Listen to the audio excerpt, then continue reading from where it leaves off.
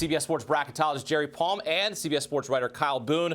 Jerry, this game felt like a tournament game, Iowa State and BYU. BYU gives up a 14-point lead to Iowa State. You know about the Hilton Magic in Ames. What did this win mean for the Cyclones? Well, it means they get to still be a 3 seed. You know, this is a really good team this year, and they've had a great season. Obviously, great at home, but also, you know, they've played well away from home this year, which hasn't always been their MO in the past. So that's really the difference between this Iowa State team and some in the past is their ability to win away from home. Kyle, when you look at this Iowa State team, sometimes they're a darling team. Sometimes people will pick them to go deep. You remember last year, they underachieved. They lost to Pitt in the first round. And This is a team that can score, play good defense.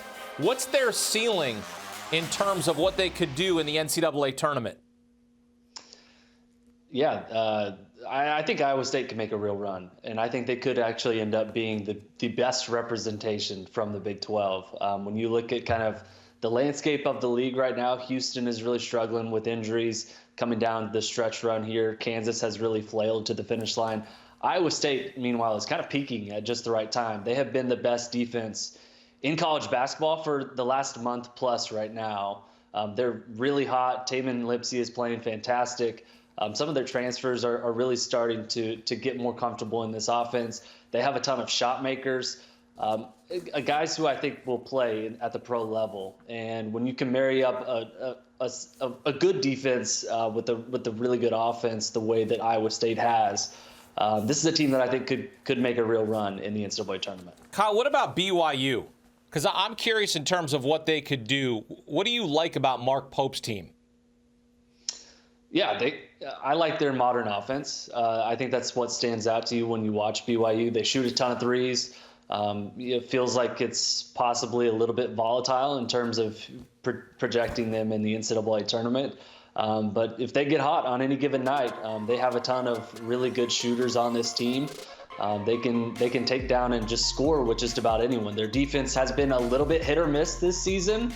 That is something that has gone to bite them a few times. They struggle a little bit on the road.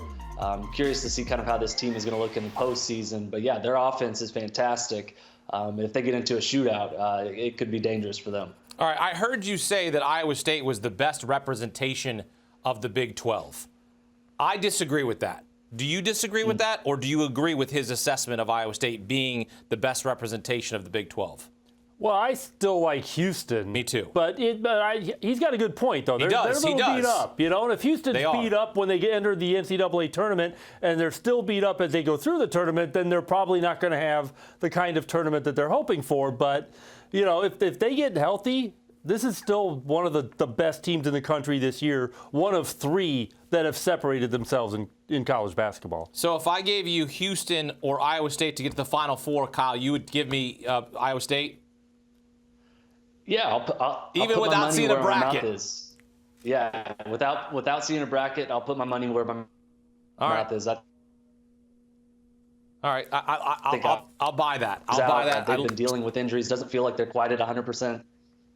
So yeah, I would go with Iowa State right now. All right, the Fighting TJ Otzelbergers are the fan favorite of Kyle Boone and the Boone household. All right, let's talk winners and losers from Wednesday. Jerry, your biggest winner is who? Seton Hall. Seton Hall got a huge win. That's a team that was my first team out in the bracket. Now they beat Villanova. And this is, that's one of the teams they're competing with for a spot in the field, along with St. John's and Providence from their own league. Now, Providence has stepped back a little bit, and Villanova did a little bit today as well. But, this is a big win for Seton Hall. So they're going to probably move into the bracket overnight. We'll have to wait and see the rankings and stuff in the morning, but I think that Seton Hall is going to be in tomorrow's bracket, and we'll see if they can stay there, because those 4 teams have been kind of trading places over the course of the last few weeks, and there's still another week to trade more places. Kyle, your biggest winner is who? Yeah, I got to go with Houston here. I think Houston was my biggest winner from Wednesday.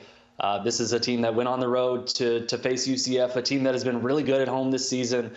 They come from behind, they get a win, they secure in the process the outright Big 12 regular season championship. And the Big 12 the last few years has been widely viewed as the best in college basketball. Houston comes in their first season in the league. They go and win the Big 12 outright. Really impressive what the Cougars and Kelvin Sampson have done this season. Projected number 1 seed, obviously, from Jerry Palm. And I would expect, that they're going to make a real run in the NCAA tournament. It's really impressive what they've been able to do this season.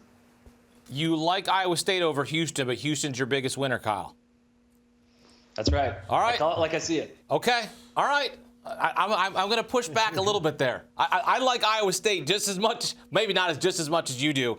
I think Houston, even without some of their players, their bench players or reserve players, defensively are so tough, Jerry. Yeah, Trying to score against them in a tournament setting, I mean, it's going to be tough going against Kelvin Sampson's defense. Yeah, it always is. But in Kyle's defense, he picked a winner for a day, and that winner is Houston. The Iowa State pick is longer term, so it's not really the same thing.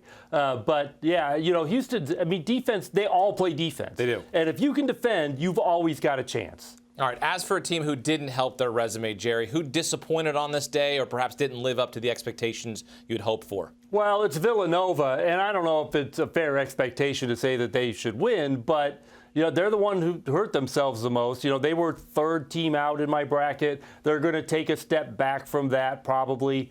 Depends on what some of these other teams do again today. But it's not over for Villanova, as we just talked about. The Big East, Villanova, Providence, St. John's, and Seton Hall are all going to sort this out still as this last game of the regular season coming up. And then the conference tournament is really going to be a lot of fun. If you like drama, because those 4 teams, that's going to be a lot of drama. The conference tournament is always fun. There's still a lot to be decided. Kyle, who's the team that disappointed for you on this day? Yeah, for me, I'm going to go with Marquette. They lost at home to number 2 UConn. There's no shame in losing to the UConn Huskies, but the way that Marquette their season has gone on, Tyler Kolek is out with an oblique injury. Marquette now 0-2 when Kolek is out with an injury this season. And no timeline yet on when he is going to return. He is the leading man in assists per game this season in all of Division I. Marquette's offense just does not quite click when he is not on the floor. So it's not a good sign for Marquette. Couldn't win at home against UConn. Not a good sign, I think, for Marquette projecting ahead. What this team is going to look like. If Kolek is not on the floor, it's really, really difficult to trust these Golden Eagles. Kolek, they're hopeful that he'll be back for the Big East tournament, the oblique injury. They got Oso Ighodaro back for this game. When you look at UConn and what they were able to do on this night, they got close at the end. And look, the committee will look at the resume as you do, but also the eye test means something to the committee when they're talking about these teams. Yeah, but if all you got is eye test, you got nothing. Now, obviously, UConn's got a lot more than an eye test, right? They look very good. They're playing well down the stretch of the season. And I'm not going to sit here and say that's not a factor, but it's not enough to overcome the depth and quality of Purdue's resume at the moment. Things can change. And like I said before, for those 3 teams, the order doesn't matter. There's prestige in being the overall number 1, I suppose, but the order doesn't matter because each of those 3 teams is going to get their preferred region, and that's what really does matter.